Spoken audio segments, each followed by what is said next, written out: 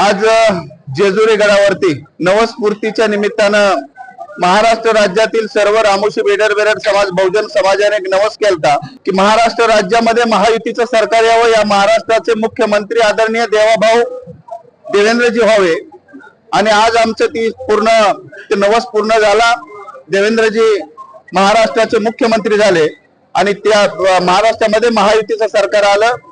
त्यामुळं महाराष्ट्र राज्यातील जय मल्हार क्रांती संघटना व महाराष्ट्र राज्यातील सर्व बहुजन समाजाने या ठिकाणी आज 1 टन भंडाऱ्याचे उधळण करून त्या ठिकाणी महाप्रसादाचा कार्यक्रम घेऊन रुद्राभिषेक करून आदरणीय देवेंद्रजींना उदंड आयुष्य लाभावे, त्यांच्या पाठीमागे जेवढी पण इडापिडा महाराष्ट्रामध्ये आहे ते सर्व इडापिडा टाळावे आणि आदरणीय देवेंद्रजी 5 वर्ष मुख्यमंत्री म्हणून त्या गादीवरती बसून महाराष्ट्र राज्यातील सर्व 18 पगड जातींना न्याय मिळवून देणारा नेता आहे आणि न्याय मिळवून द्यावा असे खंडेरायाच्या चरणी प्रार्थना केली।